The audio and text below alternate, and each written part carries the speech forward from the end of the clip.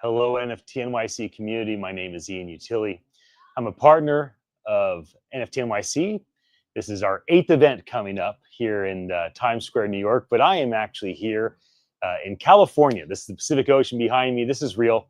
Birds may fly by, and I'm looking forward to sharing a couple conversations with all of you. I'm calling this year's pre-event interviews the Beachside Chats, because here I am on the sand with the wharf behind me. This is the oldest California resort in all of California. My family's lived here in this area for 250 years. So this is very much home for me. But I also feel home in New York as we do our event every year, and looking forward to seeing so many friends. And one of those friends I'm looking forward to spending time with is about to come up on stage to share a conversation with me. My friend Emily Lazar is if you wanted to look up trailblazing, it might be her or her band, September Morning. That would be the thing that you would see. She's a multidisciplinary artist. She's the front woman of the rock metal transmedia project, September Morning. Many people are familiar with September Morning from the past and what they have done as a art, group, both in the music and in the way that they dress, the show that they put on. They just finished up a massive tour, so excited to hear more about that. But it's not just what she's done or what she will do, it's also what Emily has done.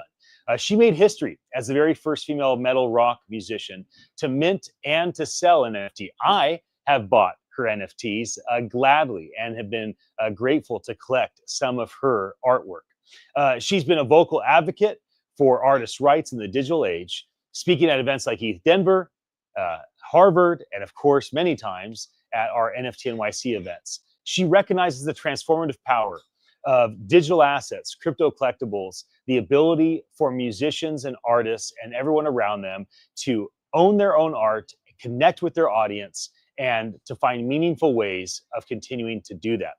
With all that being said, let me invite Emily to come jump on stage with me. Hi. It's so good to see you. I know you're down in LA, so we're both here in California. You must just be recovering from exhaustion after being on the road for so long. So not everybody knows September Morning. Can we just start there? Can you just share what is September Morning? What is transmedia art? What is it that you've done with this really well-known brand that is September Morning? Maybe we could start there, then we'll get into a bit about your story. So September Morning is a digital, it's a musical art project, basically. I mean, if you want to just kind of sum it up. And it's based around a central character and a storyline that I wrote a bunch of comic books on and published them through Image Comics. There's 4 books put together into a graphic novel called September Morning. And it's through Image and Top Cow Comics with my business partner, Mark Silvestri. And if you know Mark, you know that he's, responsible for titles like The Witchblade, The Darkness. He just did the new Batman book on DC. He just penned that and illustrated it as well. So, I mean, he's pretty much a legend in comics, and he's my business partner on this project. He has been for almost a decade. And it's been like an amazing kind of like project to do, because it's not just music, it's not just comics, it's not just video, it's not just film, it's putting this character into the world and telling her story through all different types of mediums. And for me, that was really important when I started September Morning, because I'm a creator that does all sorts of mediums. And it's hard for me to just focus in on one, because I want to tell the story across board. And with the music industry flipping on its head like it did back when I started this project, and with why I even went into NFTs in the first place, doing it as a transmedia project, doing it as a storytelling project, doing it as something that can have different forms of income across different sorts of media platforms was a smarter, look to creating and crafting a project than just doing a band, like right out the gate. So for me, that was the excitement behind September Morning and why I did it. with September Morning, there's the comics, there's the music, there's the NFTs, there's the shows. And the shows you put on is the complete experience of how you look, how you sound, the band around you, the stuff on the screen. There are so many different elements to transmedia art. And so, is there a certain discipline that you find that you do because it needs to be done to complete it? And you do it out of like, I'm going to make this holistic thing happen? And are there other parts that's like, oh, I live for this moment? It's like the microphone in my face, or when I look in the mirror and I finally have like transformed into this, you know, character that I'm bringing Character. to the stage. Yeah. Like, what is the part that makes you feel most alive? And what's the part that you do because it needs to be done for the whole experience for your audience? So I think, I don't know if you know why I started this band. Like, I mean, besides trying to do something different in music, I mean, I lost somebody really close to me a while back. And he was like, I thought he'd be in my life forever, basically. He's kind of, I guess, I don't really believe in soulmates, but if you want to put that in there, he's kind of my soulmate. And I lost him to a drug overdose, and it was horrible. It was just massively horrible because I had gotten him clean, and then, you know, one fatal night, it just happened. And so that was really tough on me. It sent me spiraling pretty bad. And so when I created this character, it came out of these journals and writings that I had about this person and how I wanted to bring them back and just do it different, bring them back, do it different, bring them back and do it different. And you can't do that. But I could do that in a story, and I could do that in a world. And so I built a world for him. So Wow. You know, you and I have done a few of these conversations. I think we talked about the first time we connected was, you know, 3 or so years ago when we were getting ready to do NFT London. We did this face to face at Punk Me Tender's, you know, his whole party that he had at his studio in LA, and I think another time. And every time we talk, of course, I learn more and more things about kind of the beginning of things and how things started.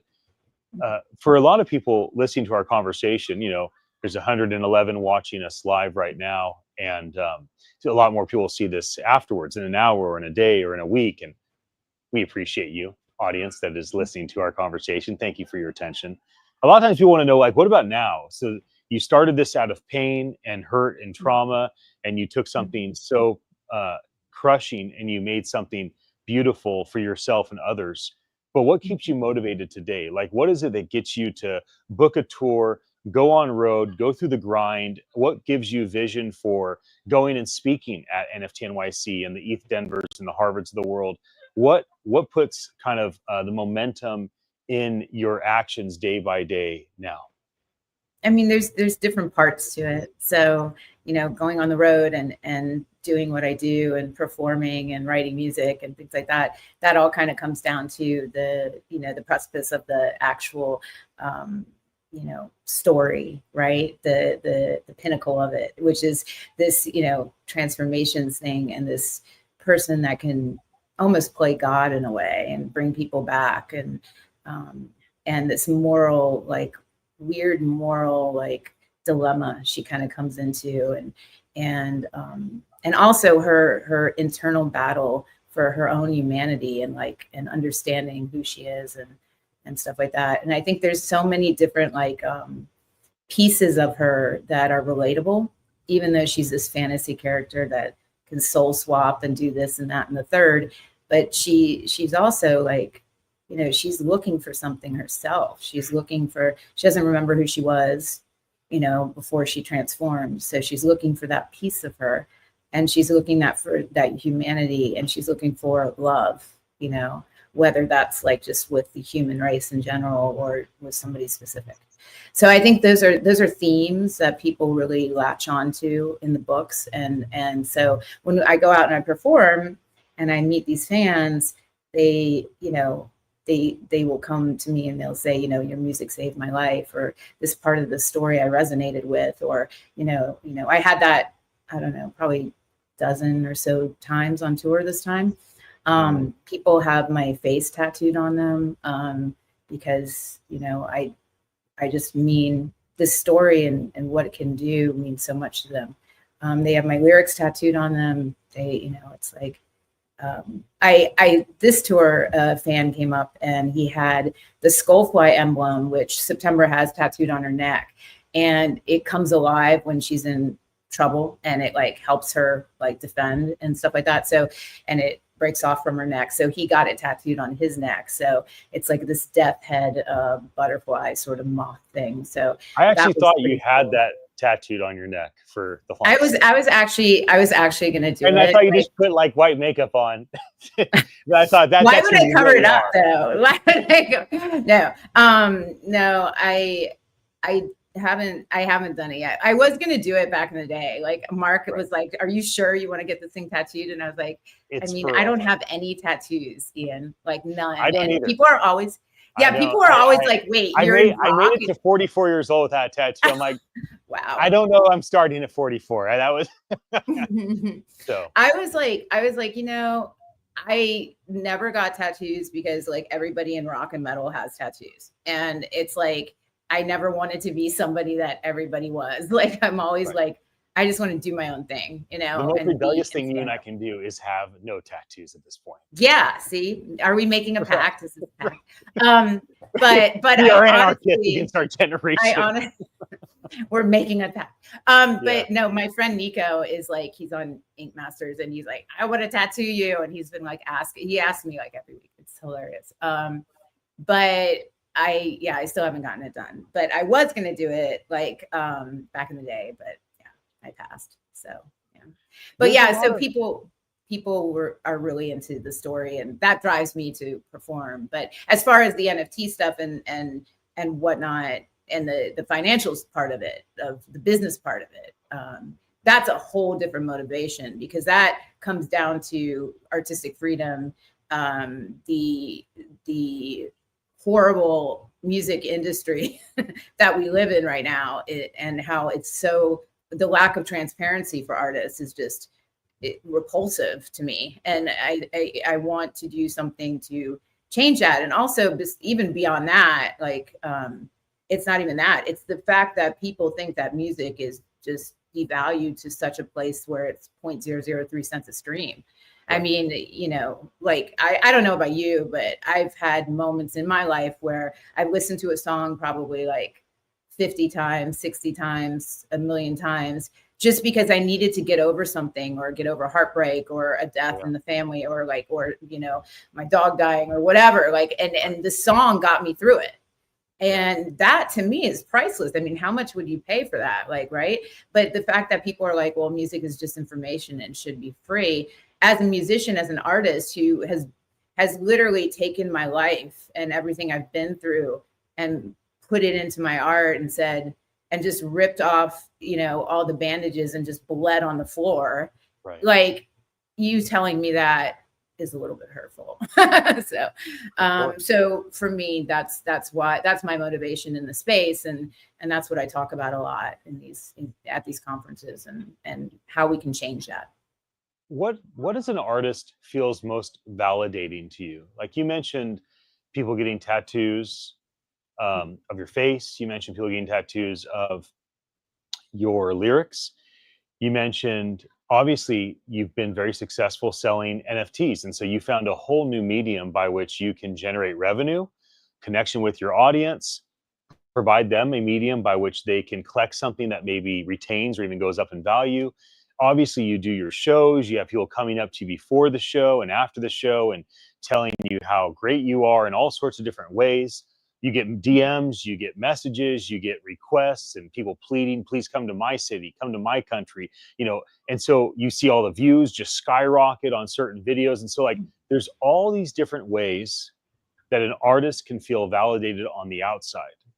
So of all the ways that people are trying to tell you how great you are or validate you with their hard-earned money, what feels most validating to you as an artist, and why does that have a tendency, I'm talking about outward validation, why does that way or ways have a tendency to kind of penetrate your soul and give you the encouragement that allows you to go on and keep finding new ways of creating and of expressing yourself?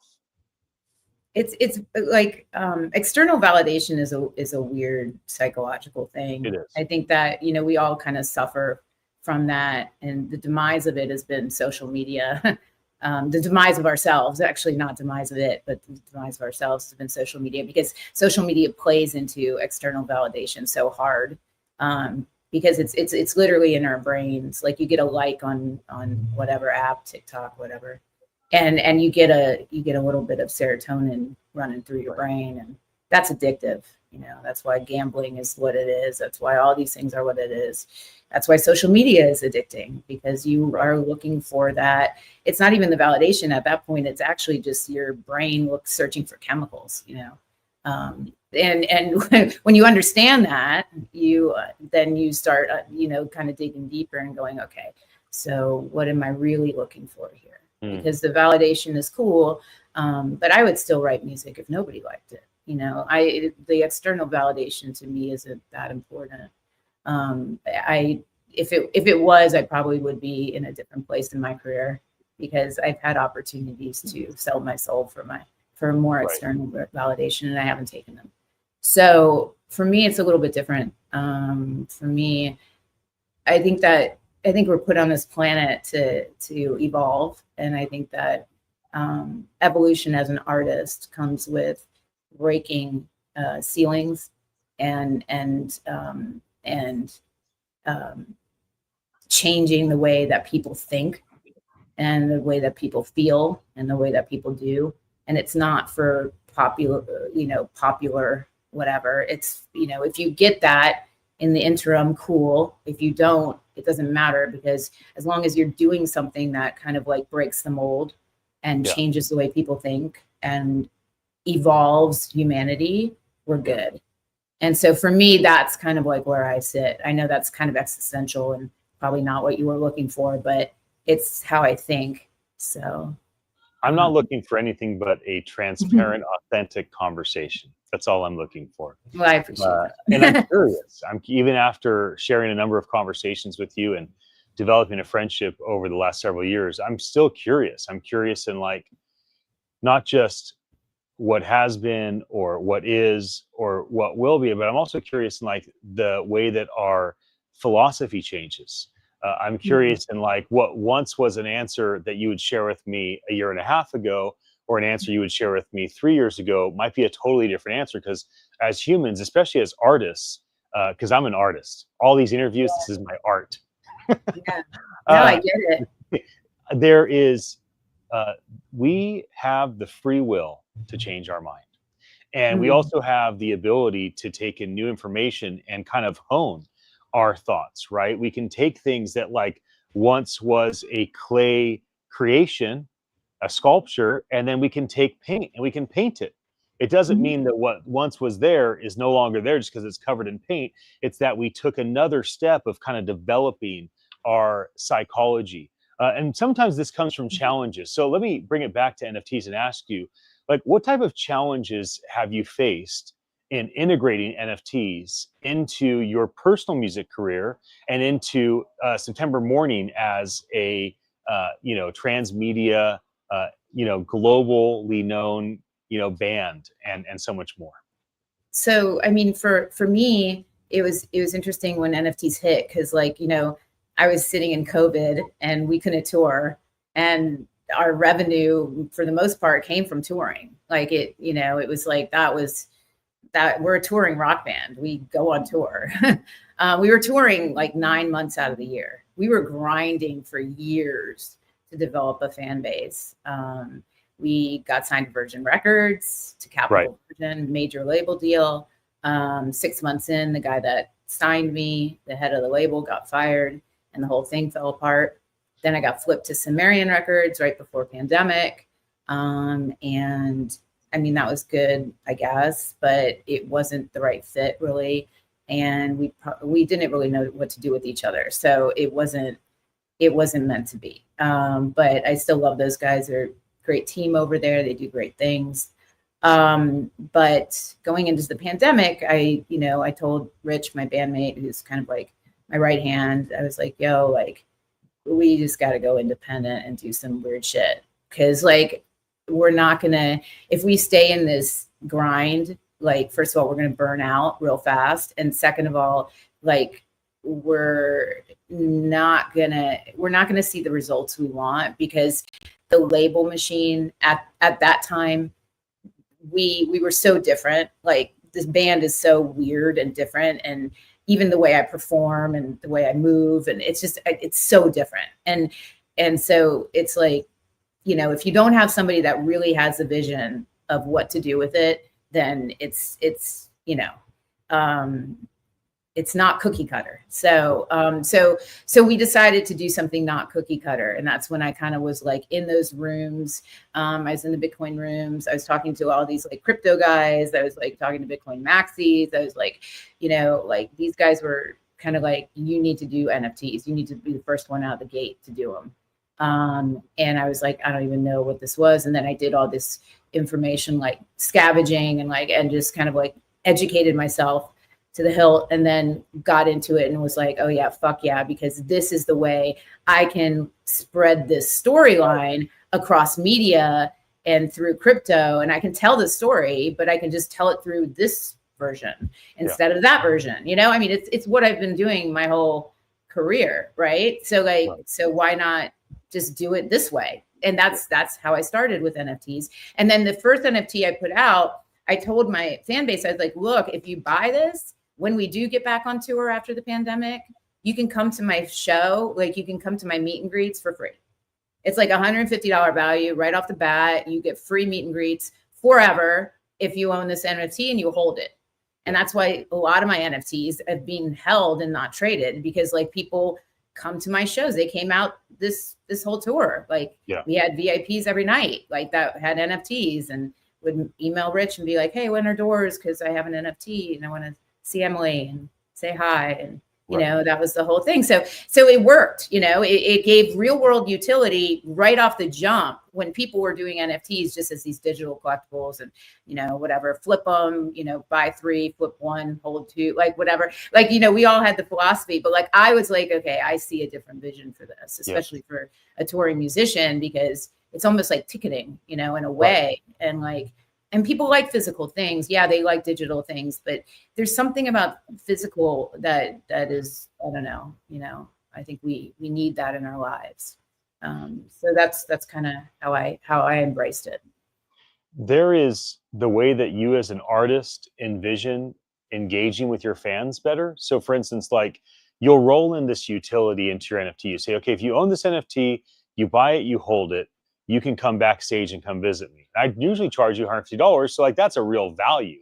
So somebody buys an NFT for $50 or $500 or $5,000, whether it retains value, goes up and down, doesn't matter. The utility's there. And as an artist, you're like, this is going to work. Like, this makes sense. So what type of things have happened with NFTs that your fans engaged with, that your fans found value in, that maybe surprised you along the journey, where you're like, oh, I didn't imagine that they would think that that was important, whatever it may be. I mean, is there anything that you've had a fan share with you, or that's kind of come to your knowledge, where you go, wow, that was important to my audience. Like, they loved this part, and I didn't even think about that being a big thing for them. Well, I mean, you know, September's Monsters was an interesting play, because that was like a 1,000-piece generative project that we did back in the day, with all this starting.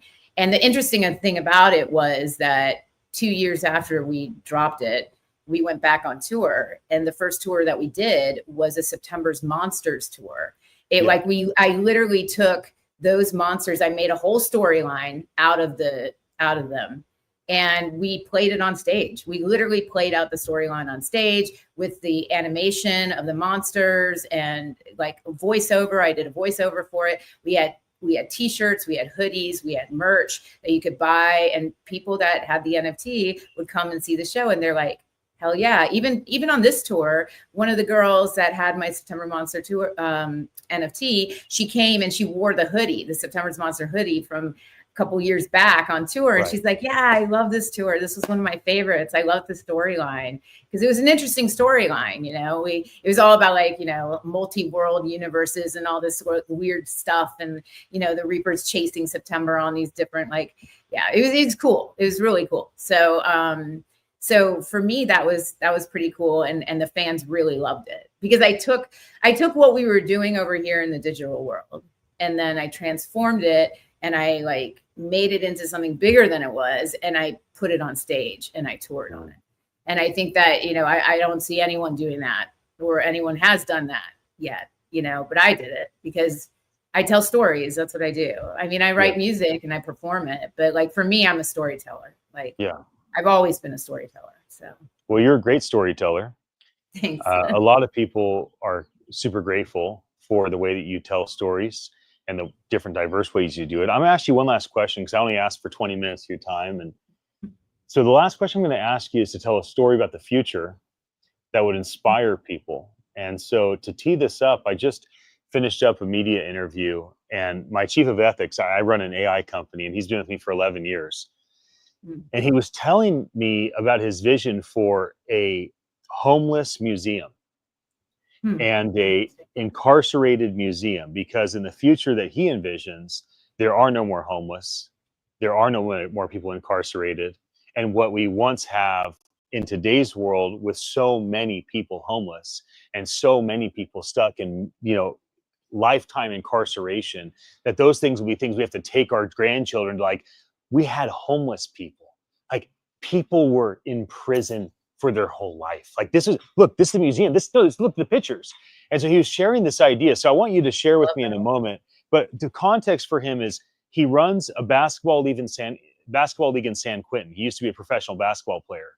And so he's run this basketball league in San Quentin for 18 years. So he's gotten to know these incarcerated now friends of his, and he's seen them come through the incarceration system, which is basically modern slavery, and then get out and then have the chance to have a life, or unfortunately do the revolving door back into incarceration. And he has worked with so many of the organizations in the Silicon Valley and San Francisco to try to get people out of the, not having a home, a place to lay their head.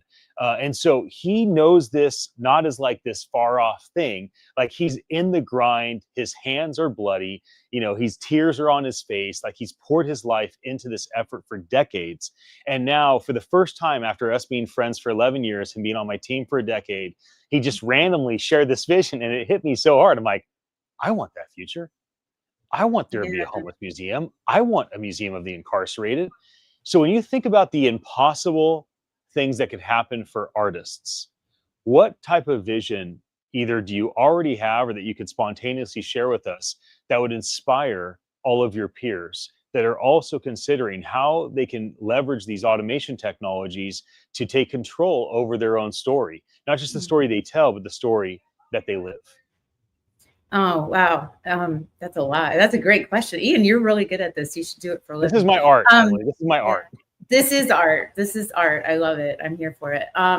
So, I mean, first of all, shout out to your friend, because that is an incredible vision.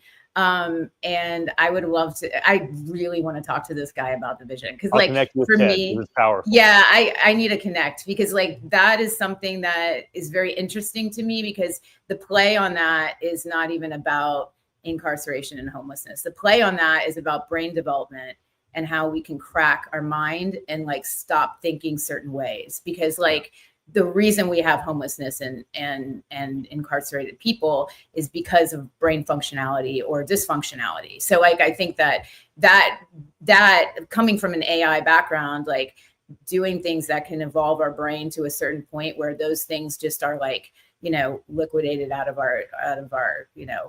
society is just, I mean, that would be amazing. But that's a big ask. And it's like, I don't know how that's going to happen, but Elon's putting things in people's brains right now. So like, maybe it'll happen sooner than later. But yeah, so that's really interesting to me. As far as artistic, like things that we can do to like, change our future and what I think of the future. And it's really hard for me to answer this question, because I'm not a futurist. I'm very much a present person. And I'm very much centered there. But you know, for me, artists in general, what, like I said before, I think going back to the evolution thing that I was talking to you about and how people evolve and why we're here, you know, the why of everything, I tend to look at that a lot. So because of my why of the evolution process and me being an artist and like my kind of like cog in the machine as an artist in evolution, I think that, like I said before, like we need to push barriers and we need to not be afraid of pushing them. And I think there's a lot of fear right now, and there's a lot of fear mongering in society right now, and I don't like that. And I think that artists need to start pushing back on that more and be a little bit more direct about it and not give a shit, excuse my language, because like there's too much giving a shit. Like you gotta not give a shit. You gotta like just say what you mean what you say, talk the talk, but walk the walk sort of thing. And there aren't enough artists that do that. And it's, we have become a very hypersensitive society about everything. You know, you can't say certain things, you can't do certain, it's just, it's ridiculous to the point. I understand not wanting to hurt people, but I do understand that you have to have a thick skin because life is hard. And so for me, I believe that, you know, my future is that, again, it comes down to your brain, is that as an artist, we're consistently trying to push the barriers so that we can change the way people think. And in changing the way people think, we can like end fear, more or less. Like the fear thing in the world and how our brain responds to fear and what it does to our body is crazy. And to be able to maybe like, that's it, Emily. Maybe what we're looking toward is the Museum of Artists' Fear. Well, not even their fear. Imagine a world where artists are no longer afraid. They are full of courage, and fear is a thing of the past. Well, but the funny thing about it is artists all, you know, used to be very courageous, like back in the day, because there wasn't as many repercussions because you weren't so out there, you know. There wasn't, you could, people couldn't connect with you as fast. Like, you know, there wasn't, we're sitting here on a Zoom call or StreamYard or whatever the fuck, and it's like we're right in each other's faces right now. There wasn't that before. So like, so the repercussions of me saying some weird shit back then would be the telephone game and would take a long time for me to get those repercussions. Nowadays it's instant. So people have a fear, you know, they got to be on their best behavior. And sometimes, you know, well-behaved women don't make history. There's a line there. No, that's a good quote. Yeah. And I'm definitely not a well-behaved woman. And I pride myself on that because I will take chances. I will take risks. I will just do things. Even though I know it'll hurt me, I'll just do it. Like sometimes I'll do it because it'll hurt me, because I want to feel things, because I need to feel things, because I need to rip my heart out of my chest. And that takes courage. And artists should have that courage, because if you don't do that, how are you going to write about it? You know, if you don't do that, how are you going to paint about it? If you don't do that, like, how are you going to feel about it? And if you can't feel it, then who's going to feel it when they see your art? You know, nobody. It just becomes like this just generalized, you know, whatever, just vanilla. So I don't know. I don't like the vanilla. I'd rather have something a little bit spicier. So, well, at NFT.NYC, we like you and we like your voice, what you have to say. Thank you so much for jumping on here and sharing this beachside chat with me today. I'll see you very soon in Times Square, New York for our event, June 25th and 26th, and really celebrating with you and your team and the achievement of this last tour, and looking forward to celebrating us and all of our peers together when we're together once again in New York. Until then, Emily, thank you for joining me. I'll see you very soon. Thank you, Ian.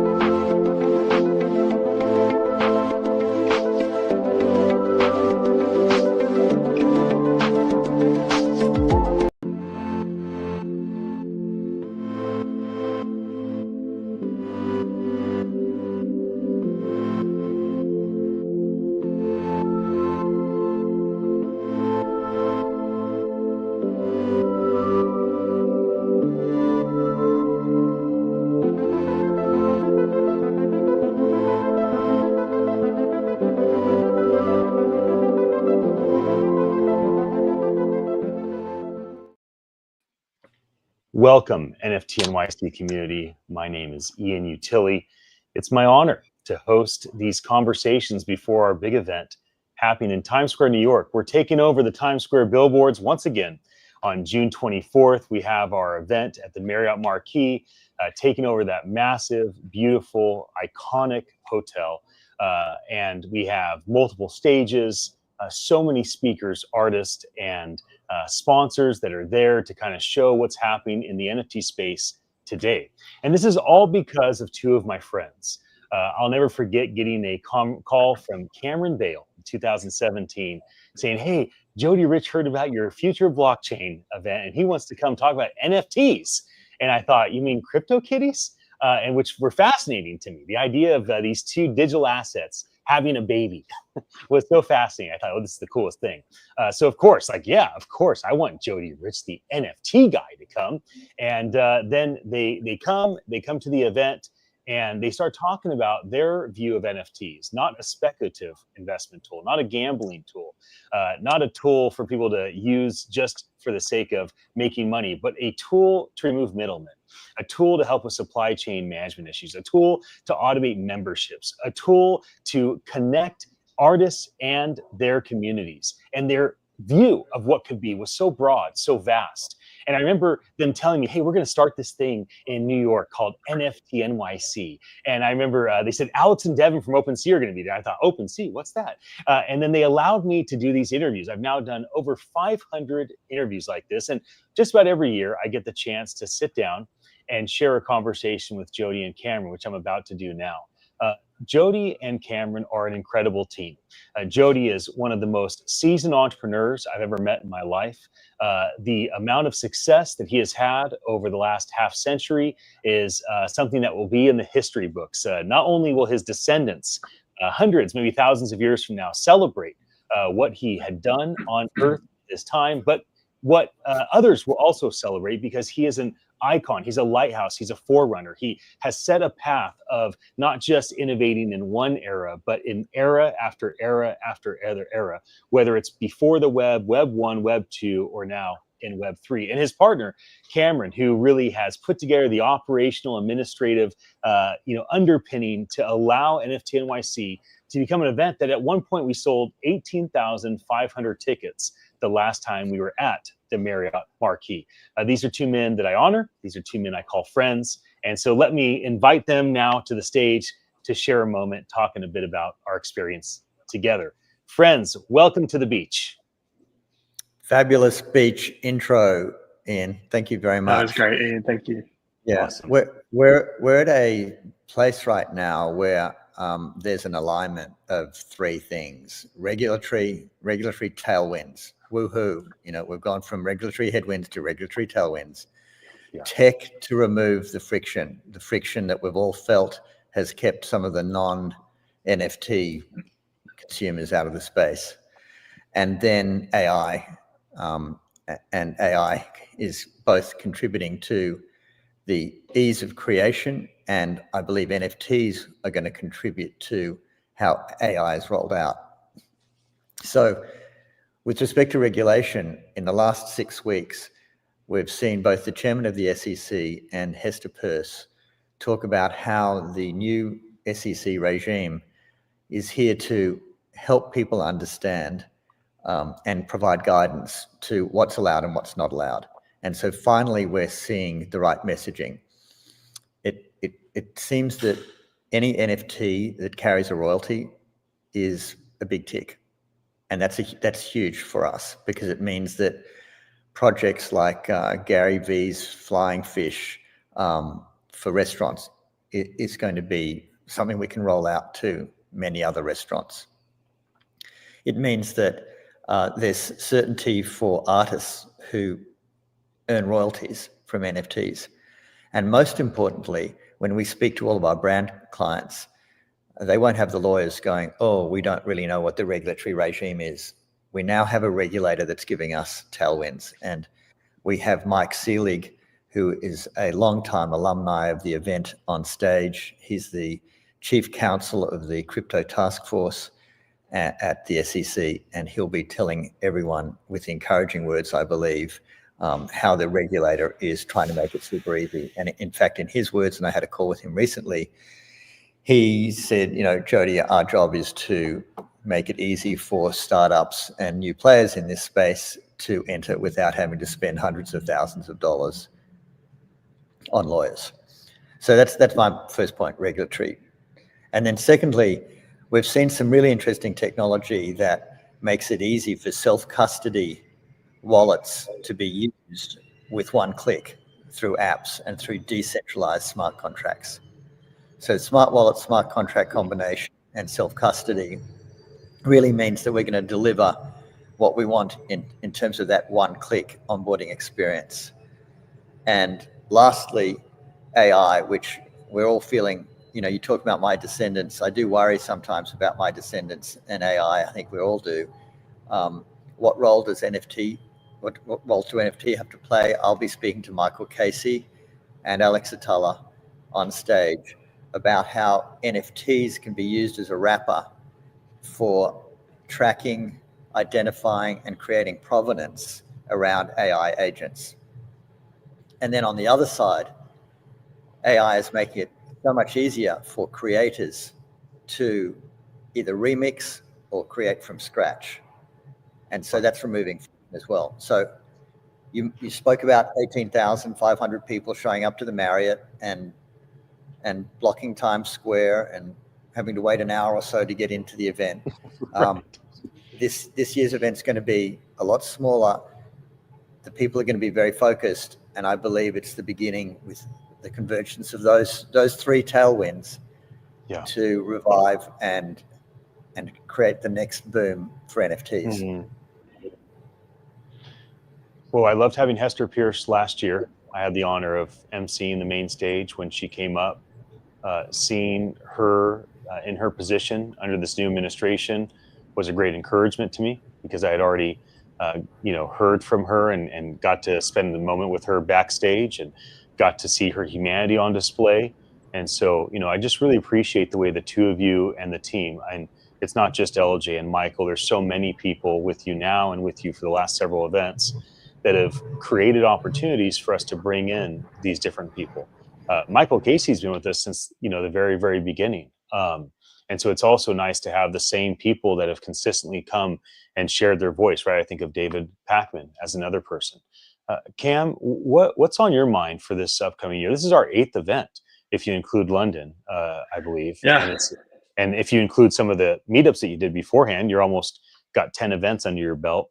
So as you look at how things have gone from a headwind to a tailwind, as you look at how technology has transformed from being incredibly cumbersome, difficult, hard, even for the creators and the technologists to use, and now becoming easier, more seamless. I mean, I just look at what OneHub has done, what NFT.CRED has done over the years, and how much is transformed because the way you've leveraged and harnessed technology. And of course, the benefit of AI, as Jody brings us that third point. But for you, Cam, what's on your mind right now?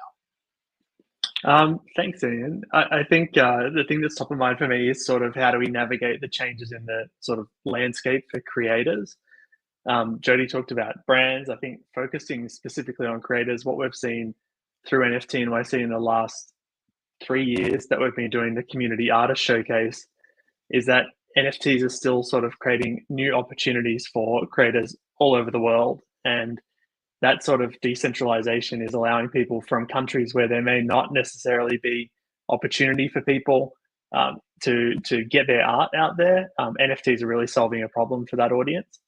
And what's been really interesting the last year or two is that we've been surveying all the artists who participate in our events and asking them sort of what challenges are artists or creators trying to solve.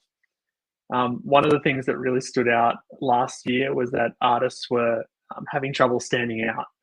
And, OpenSea or these marketplaces that have become these really hugely valuable shelling points where the community can go to find stuff quickly and easily, like going to the supermarket, have created a problem for some of the artists because there's so much saturation and it's hard to stand out.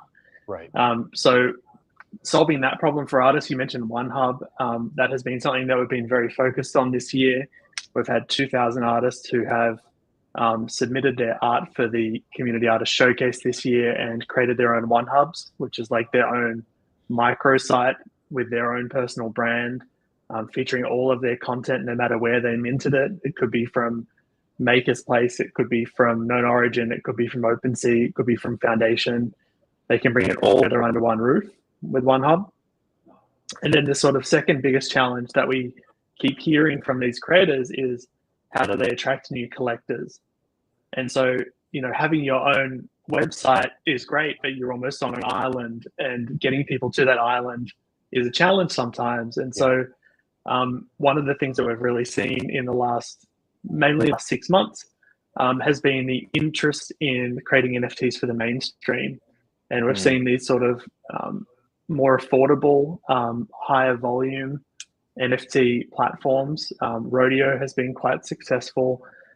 We've seen those as a really great on-ramp for mainstream audiences to use, like Jody was talking about, 4337 and self-custodial wallets that don't require the pain of managing private keys and all of that scary stuff. Platforms like Rodeo, and they're really onboarding mainstream people with the ease of Web 2 and getting them to experience collecting and seeing how fun and easy it can be, and that can help attract the audience for these creators. So that's one of the things that's really top of mind for me. What's the landscape globally? There's 12 countries that just got put on a list that I heard last night. Those 12 countries are on the naughty list right now, as far as Trump's administration goes. There's another handful of countries that have now new limitations. This might affect some of our friends, some of our artists, some of our speakers that were coming to speak, or maybe just the fear of all the things happening with, what people might consider to be trade wars or things of that nature might be causing folks that would have potentially come beforehand, as we're a global, event for people to come all over the world to. Are you seeing the number of artists and speakers coming from around the world? Are you hearing from people that would like to attend, but they say, "Hey, I'd love to attend. Can you guys live stream?" And you go, "No, it's an in-person only event. We don't live stream. We want to bring the community together." And they go, "I can't come because of whatever reason." What's the vibe that you're getting on behind the scenes when it comes to our global network of friends? It's a great question, Ian. We wrote to the Marriott general manager about 2 months ago, and we said, half our sponsors are not able to come to the US either because of travel warnings or the issues that you've mentioned. And the Marriott have been incredibly supportive, and they actually reduced the amount of money that we have to spend with them by half as a result. And so the event was able to continue. And in fact, a really fun side thing from that conversation was they asked us to publish an NFT to commemorate the 40th anniversary of the Marriott Times Square, which we'll be doing at the NFT.NYC event with a beautiful Marriott NFT. And because so many people aren't able to come this year to the In Real Life event, we've been really leaning into helping them submit their art and working out how we can put as much art up on billboards as possible and on AV as possible. And Cam mentioned the trend towards mainstream and affordable NFTs.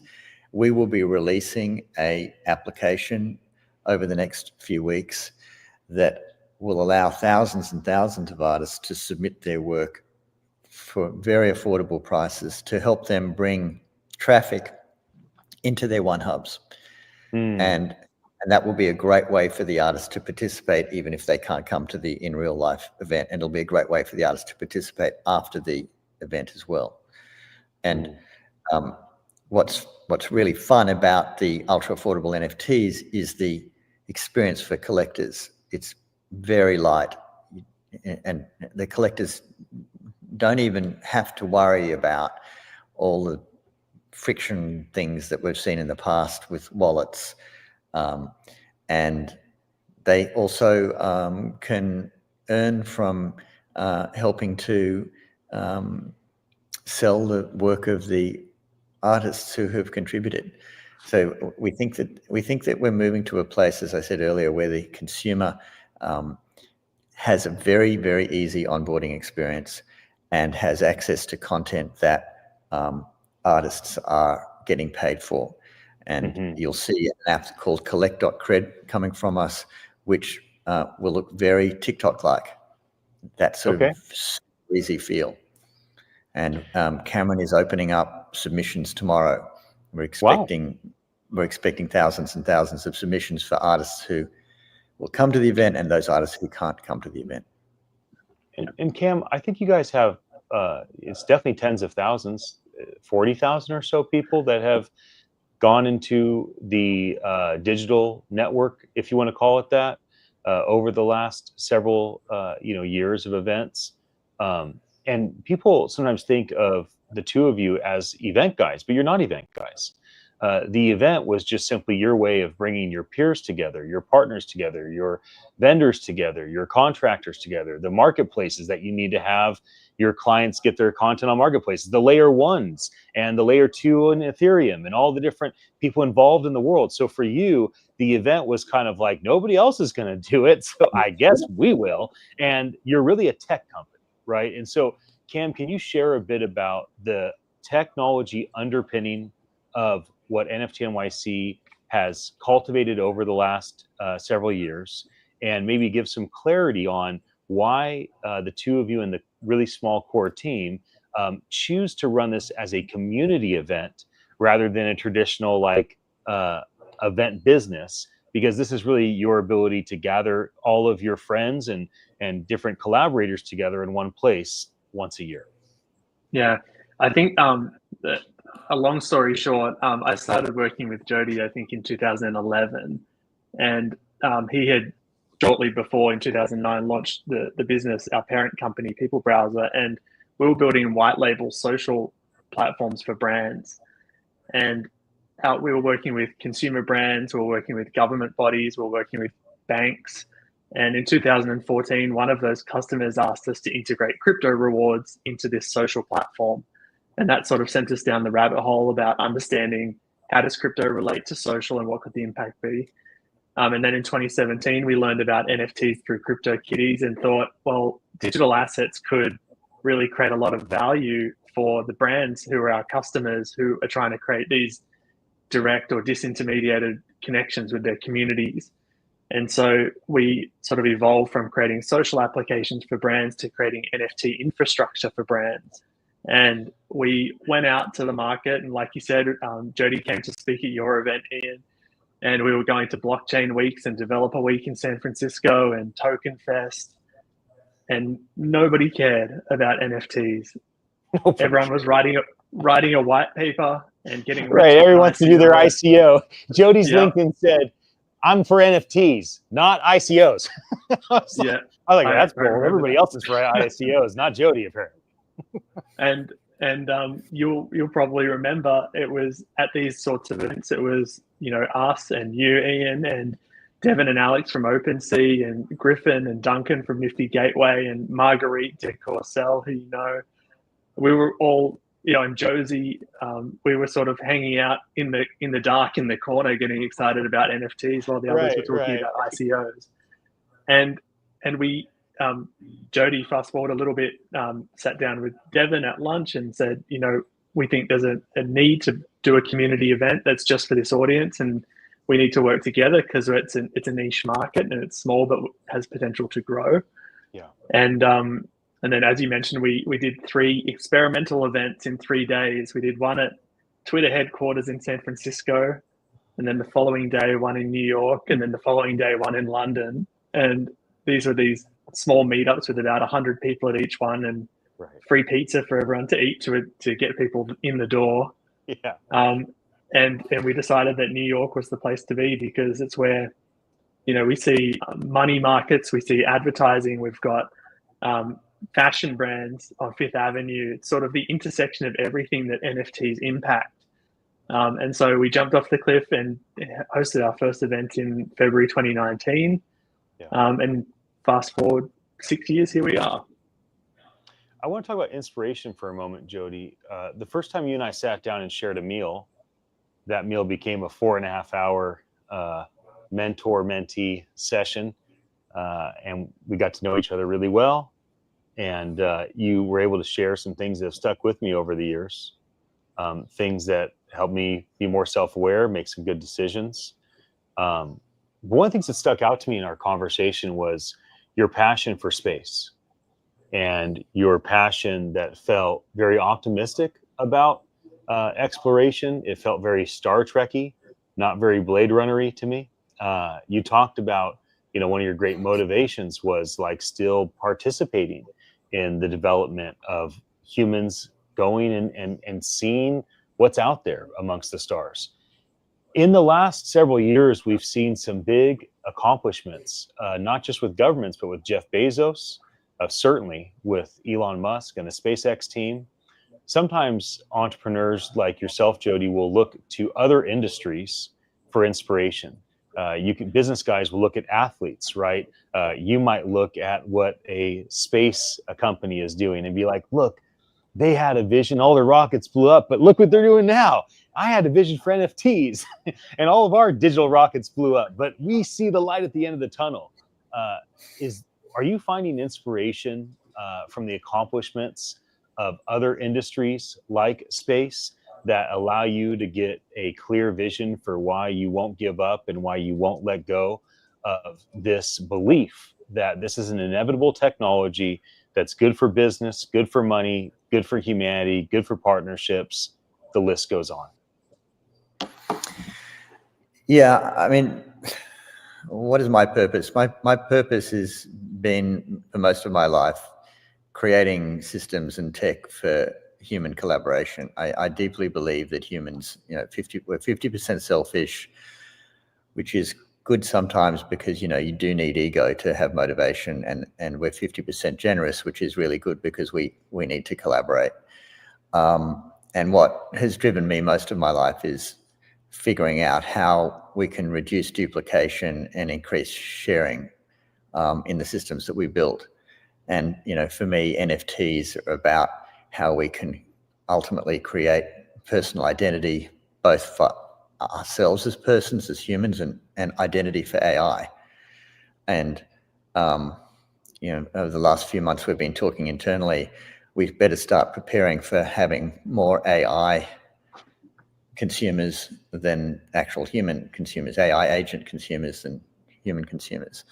And that's super interesting because it's, how do we use that NFT technology to identify those agents, and how do we use that technology to track provenance and history for those agents? And back to, what are the inspirations around us at the moment? And you mentioned space. What I love about the whole space story right now is every time I turn something on about SpaceX or Starlink, it's that mantra that we read about Elon, which is delete, delete, delete. And that's where we're at right now in the NFT world. It's, delete, delete, delete. It's the regulatory regimes around the world that are going, let's simplify and make it easy for people to use this technology. Let's delete all of the crap that has slowed the industry down.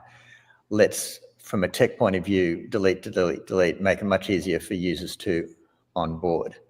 And then let's delete, make it super easy for creators, creators that may have gone to Instagram or TikTok to actually now make content. So my current inspiration is both a worry about AI, it's sort of a deep worry about AI, but then the light at the end of the tunnel when it comes to, okay, well, let's look at this really positively and consider that we're going to at least double the number of consumers in the world from, almost 7 billion to 14 billion very soon when you add the 7 billion AI agents that are going to be out there. Right. And how does our NFT technology apply so that we end up as humans who are, again, nurturing our selfish side and nurturing our generous side through collaboration. On a practical side, Cam, how would you, if every artist and creator that is going to physically be with us for our event this year, and let's just start with that, but people that aren't going to be with us can also learn from your answer. If you were to give them practical ways that they can leverage NFT.NYC as an event, that they can leverage OneHub as a platform to advance their careers. So when we go to the generous and the selfish side, as you said, Jody, selfishness is not in and of itself bad. Selfishness is the reason why when we grab a group photo, we look at ourselves first because we're very thoughtful of us, right? Selfishness is why we protect ourselves and keep ourselves from dying, and we protect ourselves from, having harm. Selfishness is why we obey laws, not to get in trouble and to face consequences. We don't want to go to jail, so selfishly we obey laws, which protects everybody. So selfishness is certainly not bad. And artists and creators have to be selfish, Cam, to figure out how do they advance their careers. It's not about a rising tide raising all ships and we're all going to make it. That's fine. I love that too. But when it comes down to it, a artist and a creator to be doing that in any way where they don't lose money, let alone a full-time gig, is a very challenging thing. So how can they leverage our event? How can they leverage the OneHub tech platform for selfish ability to advance what is most important to them? That's a great question. So I think when it comes to the event, our sort of view on artists has always been that we want to reward the people that contribute to this event, and we want to reward them by making it free. It's free to attend if you're an artist and you're contributing an artwork that will be on display. We want to give people an opportunity to show their art in different ways. So we have a gallery experience, and we'll have, as you mentioned before, we'll be spending some money on billboards in Times Square to show lots of artworks. And I think that when you sort of zoom out and look at the impact that can have on an artist's life or their creative career, for a lot of people having these credits to say my art was shown at an event in New York, that can be really impactful for them. And we see it on lots of artists, personal websites and things like that, where they list out where their art's been shown. So I think in terms of just participating, that can be a little bit of a springboard for some artists. I think then, like in terms of being selfish and looking out for yourself, I think back to that point about standing out, I think through the OneHub platform, which we also offer to all of the artists who are participating, we really want to make it easy for artists to establish their own brand online. Being an account on a platform, like on a Twitter or on an Instagram or a TikTok, is really great, and that you might be able to attract an audience there. But you're also just one of many accounts that people follow. And we want to make it really easy for an artist to establish their community or their flock of followers or collectors. And so through the OneHub platform, we're very focused on how to establish a connection or a formal relationship between a collector or a fan and a creator. And I say formal relationship as opposed to an informal relationship of me clicking the like button on Instagram. This is a formal relationship where I'm actually subscribing to you either for free or for $1 a month to support you to continue creating your art, or even for $10 a month because I love you and I'm a super fan. And then how that can create a bond between the creator and the collector. So I think we're doing our best to give opportunity to creators and then give them tools that they can use to continue to grow and build deeper relationships with their fans. It would be great to shift the equation from we're all throwing free content at institutions to we're all making a little bit of money from our content directly, either through OneHub or through the new product we're releasing called collect.cred. And, we talk about the days of 18,500 people showing up in 2022. There were lots of collectors who bought things for $50,000, $100,000, $1 million,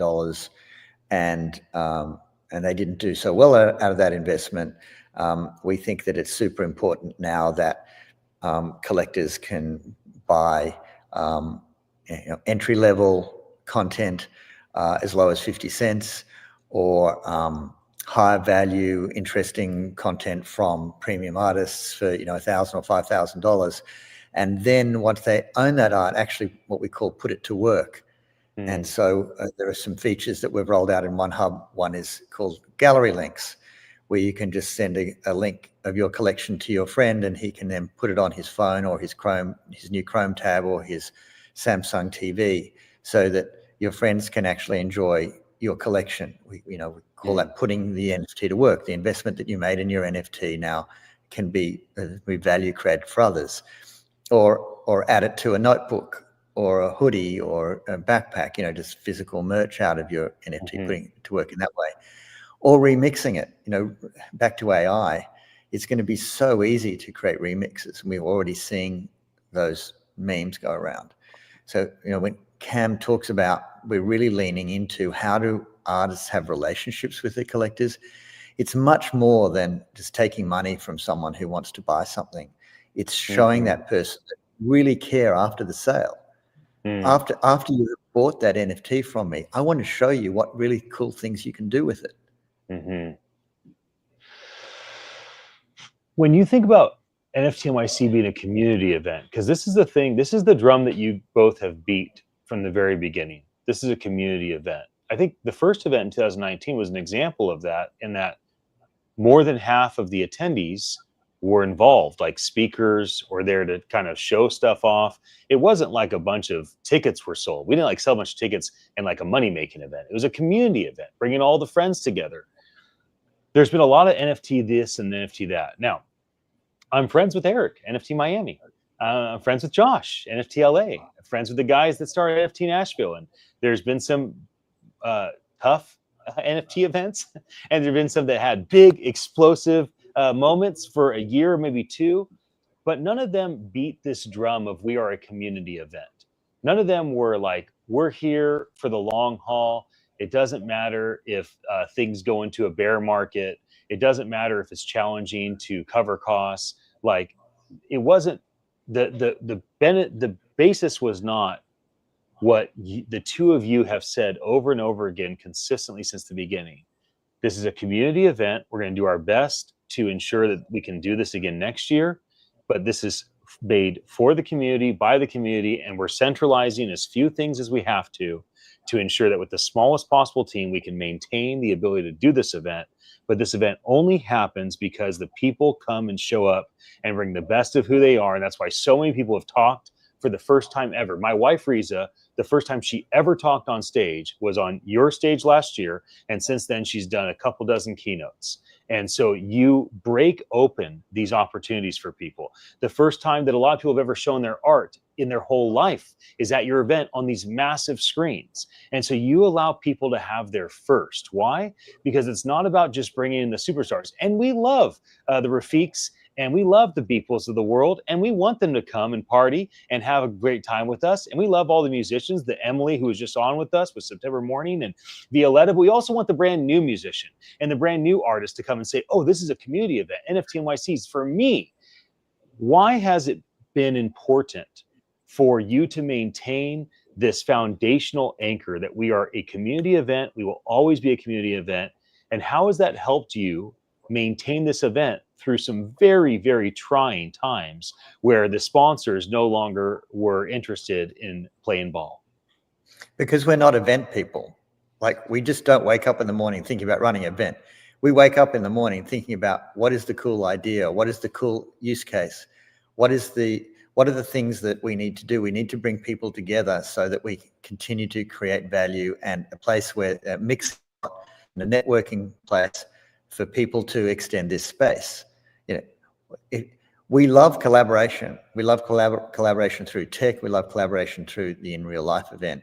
But we're not event people. We are people who deeply, deeply care about our North Star is the NFT technology. And that's why we can get through. One year we can have 20,000 people, and another year we might have 5,000 people. And when we started, we only had, I think, 150 people. And this year we'll have somewhere between 1,000 and 2,000 people. And next year we might have 5,000 people again. and we've lost money in the years where anything less than about 3,000 people, we lose money. And in the years where we have more than 3,000 people, we make money. But it's not about making money for us. It's the joy of seeing people with amazing ideas get on stage. And Cameron and I don't sit around thinking, what celebrity can we get on stage because that'll help sell tickets? I mean, sure, that's nice. But what really gives us pleasure is to see, a new person with a fresh idea come and tell everyone about it, and then come back a year later and tell us what a great success they've been. I love that. Cam, any closing thoughts? I could stay on and talk with you guys for a long time. We have apparently 366 people watching us, so they seem to be enjoying our conversation. And we could keep airing it out, but I also want to be thoughtful of time. I think you guys are on the East Coast, unless Jody, you're still over in Australia and it's real early morning for you. Are you back here stateside on the East Coast, Jody? I haven't asked. I spend half my time in the jungle and half my time in the other jungle on the East Coast, and I'll be in Miami next week and New York the following week. Okay. Well, Cam, let me hand it over to you. Yeah. Any closing thoughts? Is there anything that you want to say? Like, if you could have everyone's attention that's part of NFT.NYC, there's certainly still time for people to register.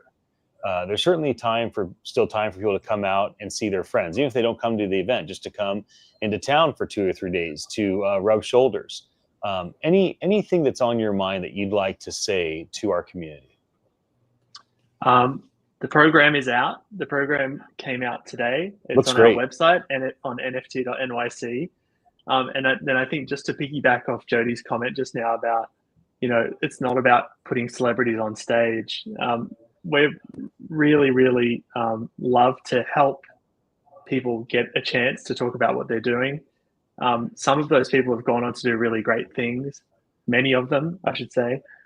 And this year in that program, you'll see there's some sessions that are celebrating the founders of our industry. It's, the guys that have started the most successful marketplaces, or the artists that have done really innovative things, or the people that have launched protocols, or the people that have helped, develop the technology that's really enabled a lot of the industry to be what it is right now. But what I would then say is that in the program, you'll find a lot of new founders that haven't had the success yet, but they may have that success soon. And I think we'll see lots of new things coming out in the next few years that we'll be celebrating from this year as well. I'd like to give a little shout out. I'm going to be doing a few fireside chats on main stage, and one of the ones I'm most looking forward to is with Pinder Van Armen. And for those of you who don't know Pinder, he's amazing. He is a wonderful, caring, thoughtful, humble, clever, both scientist and artist.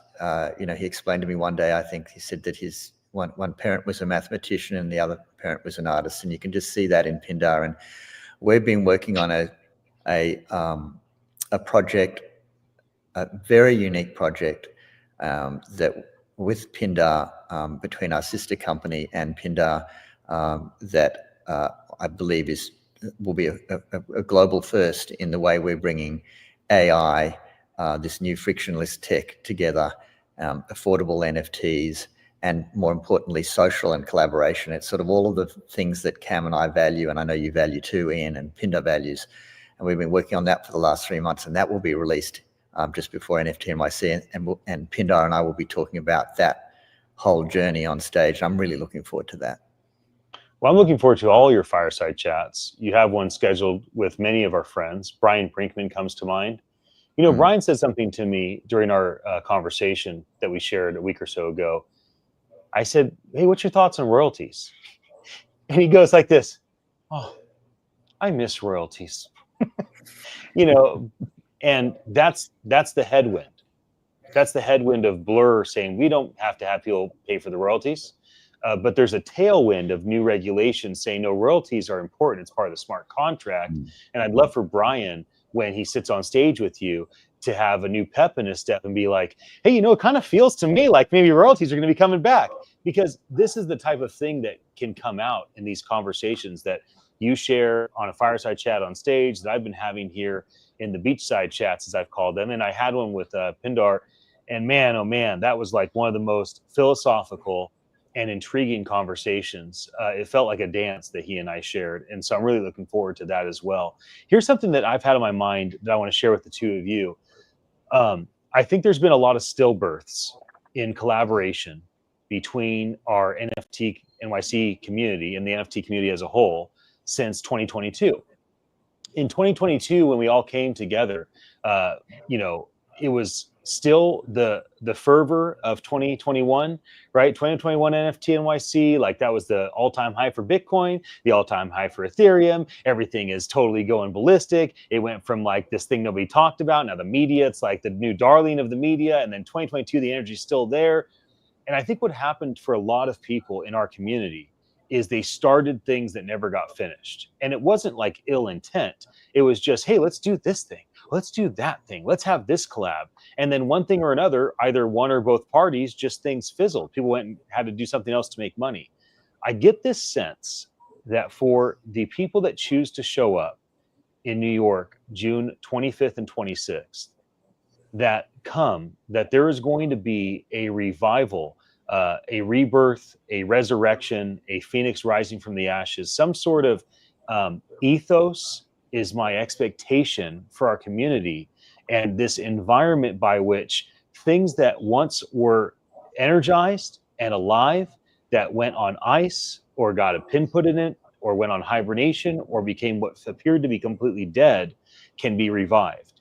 And since I'm talking with the two of you, one of the things that I really hope for your team as technologists with OneHub, the new platform you're coming out with, and all the things that you've cultivated with huge brands, artists, and creators over the years, is there's been so many times that people have had great vision for what could be working with you. And I hope that this is a year where your team finds not just a event that the community takes ownership over and enjoys and celebrates together, but I hope that also that you find that some of these brand deals that just kind of seem to not get past the finish line, or some of these opportunities with big time celebrities, artists, creators that never really seemed to materialize. Maybe something was created, but they never really promoted it to their community the way that you would have anticipated, that there will be things that are revived. And so for me, if I had to walk into a couple weeks from now and I walk into the marquee, what my thought is it's an environment of life,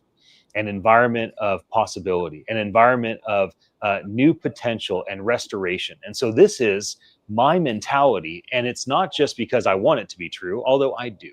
It also is because I've shared a dozen conversations in the last couple weeks. This conversation with both of you, the one with Emily before you came on, a handful last week, another handful a week and a half ago. Every single person that you guys said, hey, here's our dozen people we want you to do pre-event interviews with. I got a hold of them all. And so we got 100% participation this time, which is nice for us. And I think that one of the things that I just intuitively feel is that our community that shows up physically and comes and makes the sacrifice of their time, their money to fly in, be there, be present, and not just come because you have a speaking slot, but come to stay, come to marinate, come to listen to other people, come to remember that you're not just a speaker and a talker, but you're a learner and you're a listener as well. And there's things that we still can learn from one another. I anticipate a great result from that. So that's my attitude coming into this year. And the two of you, you are my final pre-event interview. This part of this story for this year is now over.